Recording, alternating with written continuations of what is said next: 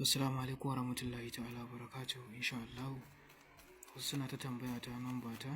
Insha Allah to wannan ita ce namba ta. Za a iya min magana a WhatsApp sannan za a iya kira na.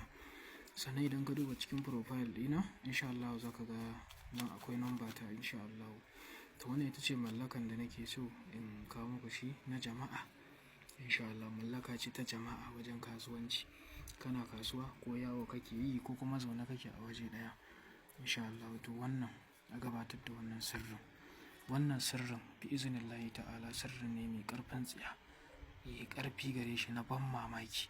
Malikin nasi insha Allah wannan kana so ka mallaki mutane to kai wannan sirrin da izinin Allah. Ana rubuta shi ne ƙafa 11 a cikin farar takarda mara zane. Mara zane. Misali kamar wannan. Kun ga nan misali. Ai nan babu zane ko? To irin nan ake nema ba irin nan ba. Irin nan. Bayan ka nemi takardar insha Allah sai ka rubuta ƙafa 11. Ka saka sunanka a ciki. A ƙasa ka saka abin da kake siyarwa a ƙasa. Ko kuma za ka iya saka sunanka kaɗai idan aikin hannu kake yi. Idan kowane kalan business ya zo maka kana yin shi to kawai ka saka iya sunanka. In kuma kasuwancin kaɗai ne ka haɗa da sunanka a ƙasa. Ka yi laya. Ka samu farin zare ka nannaɗe. Ka nannaɗe da farin zare.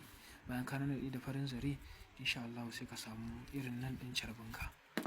Nan me ake kiran shi? Wasu na ce masa limamin carbi. Ni ma da haka na san shi nan tsakiya to ake samu.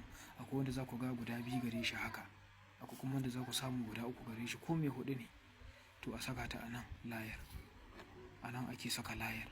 Bayan ka saka layar a nan sai ka nannaɗe kuma a da zare yadda za ta zauna. Ta zauna sosai yadda za ta zauna za ka naɗe layar. Bayan ka nannaɗe insha Allah sai kuma ka samu wani turare da ake kira da ɗan duwala. Insha Allah bari in nuna muku shi ma insha Allah domin komai ku gan shi dai a zahirance da izinin Allah. Wannan shi ake kira da turaren ɗan duwala. Ga yanan an rubuta ɗan duwala. To wannan turare shi ne mahaɗin aikin. Yadda ake yi za ka riƙa samun wannan turaren duk safiya bayan sallar asubahi ko kuma kowace sallah ma za ka riƙa yi. Wani kuma amma ya fi samun lokaci da sallar asuba. Sai ka ɗauko wannan turaren. Carbin da ka naɗe wannan laya sai ka shafe shi a nan jiki. Bayan ka shafe carbin insha Allah sai ka fara jan malikin nasi. Malikin nasi. Malikin nasi. Malikin nasi. Za ka ja ƙafa 333. Kun ga ba yawa amma sai zafi.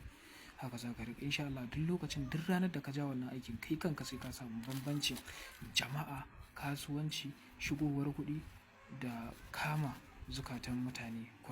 Lalle a nemi wannan turaren ɗan duwala. Shi ake shafa a jikin carbin. A riƙa jan wannan ayar ta malikin nasi.